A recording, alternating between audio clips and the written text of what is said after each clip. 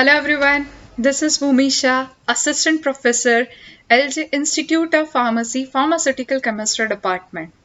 I welcome you all to e-lecture series of Pharma Ignite. Today, in this lecture, we will discuss classification of complexometric titration. Complexometric titration is classified in four different titration methods: direct titration, back titration, replacement titration, and alkalimetric titration for metals. Let us discuss one by one all the titration methods. Direct titration.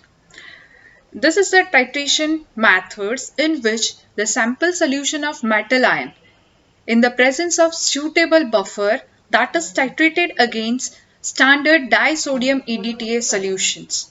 Here, metal and EDTA complex must be more stable than metal and indicator complex. The compound to be determined is what is soluble. That means whatever the metal solution you want to analyze, it has to be soluble. When it is soluble, then you can use this direct titration method. The reaction between EDTA and metal must be rapid. If the reaction is slow, it must be catalyzed.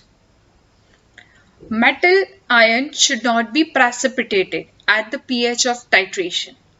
If it is precipitated, then we need to add some auxiliary reagent to prevent the precipitation of that metal ion.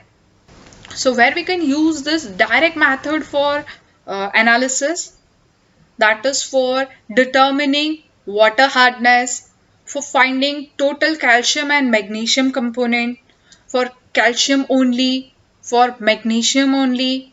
We can use this direct titration method. The next method is back titration.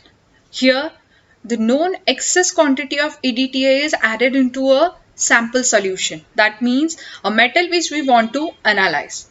Right? So that will react with the metal solution, and the remaining EDTA solution is titrated with another metal solution.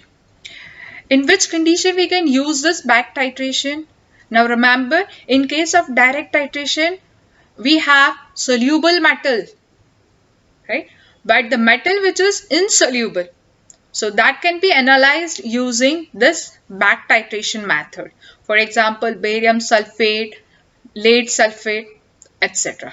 And sometimes the reaction between metal and EDTA is slow, or we can say incomplete. So at that case also we can use this back titration. For example, metal like iron, aluminium, chromium, etc. Now here color change at the end point is different as in case of direct titration. Here initially we have free indicator, and that will form metal indicator complex. So initially we have color which is a color of indicator. Then we have different color complex. While in case of direct titration, initially we have metal and indicator complex, and at the end we have free indicator.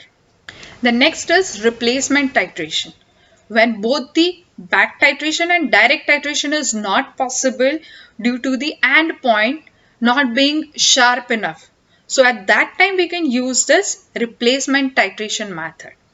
Basically in this method, the determination of metal ion is done by displacing magnesium or zinc ions from EDTA complex with an equivalent amount of metal ion, and the liberated magnesium or zinc ion are then titrated with standard EDTA solution.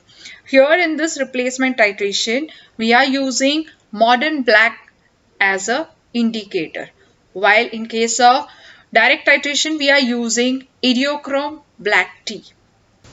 See, here in this example you can see calcium salt is determined in this way. Add standard volume of magnesium EDTA solution to calcium salt in presence of buffer. So that calcium salt displaces, means that calcium metal displaces, removes magnesium ion from that complexes and form calcium EDTA complex. The displaced and liberated magnesium ions are there, then titrated against EDTA solution.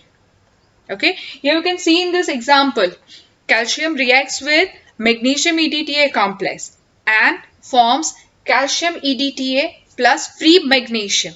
That free magnesium is then titrated with EDTA. The last is alkalimetric titration methods of metals. Metal EDTA complex formation reaction explains that protons are liberated from disodium EDTA and leads to the formation of acids. So this acid that can be titrated against standard alkali. This is our normal acid based titration. But in an unbuffered solution. See, in our previous 3 titration method, our solution should be buffered, but here we need unbuffered solution.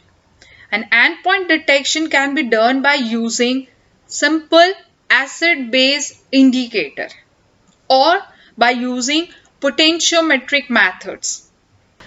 So that is all about various complexometric titration. Hope you enjoy this lecture. You can find more videos through our YouTube channel Pharma Ignite. Please like, share and subscribe our YouTube channel Pharma Ignite. Thank you very much for watching this video.